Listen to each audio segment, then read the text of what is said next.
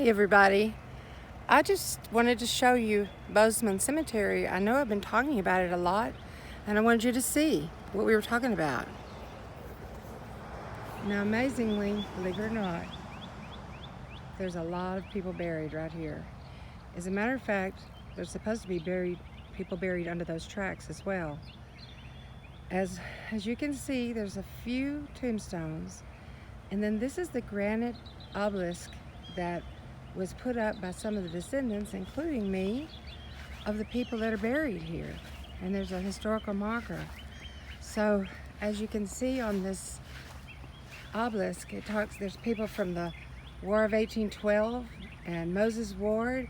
Moses Ward was the father of Stephen Ward that drug the beef hide around and killed all the wolves that time. And so these were our real pioneers, and they're all the way around, these names of the people that were buried here.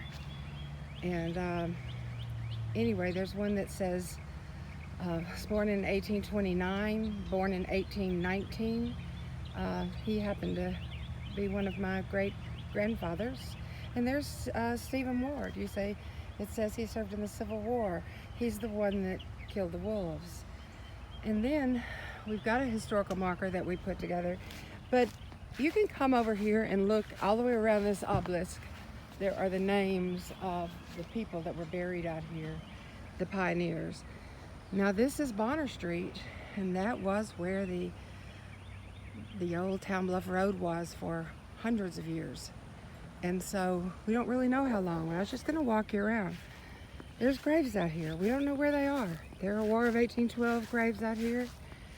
There are Civil War graves out here. There are good people, salt of the earth people. People that were pioneers. There weren't any rich people out here. These were people that hunted and they worked hard, built their homes. There weren't any of them slave owners either. These were people that were just very simple people. Now this tombstone right here is actually the tombstone of Ezekiel Chance. And this tombstone, as you can see, he was born in 1819. And I can't see where it says when he was buried on there. But this is an old tombstone. And then on the other side is his wife, Eleanor, who was born in 1829. Now, I read that buried on either side of him are his parents. Now, I'm assuming they're there. We talked about one time trying to get Lamar to come out and do these. And all through here, they've got these sunk in areas, which could very well be graves. But we talked about calling Lamar and getting them to do ultrasound and try to find where the graves are out here. But the reality is there's probably nothing left down there, but maybe some, I don't know, some buttons, some things like that.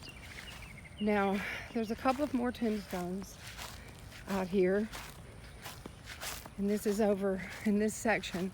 And again, like I say, these are all graves out here. And there's some more caved in sections. And you can see how pretty it is. But I have a cousin that takes care of this land every single month for the last 10 years. She gets it mowed. Now this is a Max Zeller's gravestone. And you can see, you can barely read it. But this is an as old as they get, graves around here with this huge tree that's been here all this time. Now these look like tombstones, honestly. Or it may be concrete, I don't know. But you can see how this tree has grown into all of this. This is very old out here.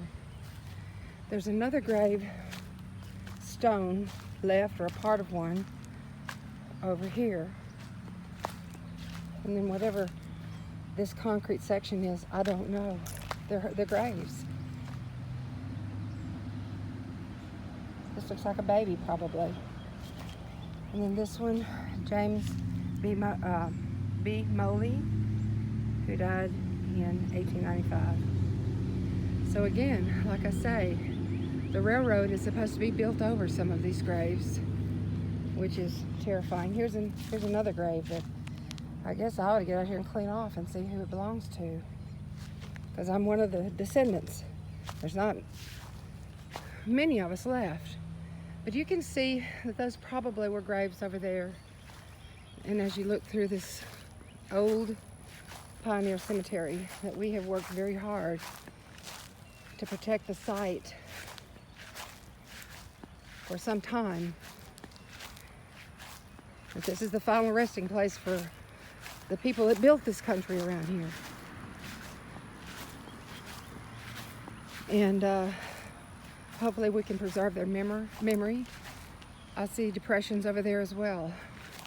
I see a depression here, over there, over there. But this is probably the oldest cemetery in this part of the country. And even without headstones, especially without headstones, we need to preserve these people and their memories as we would hope they would do for us.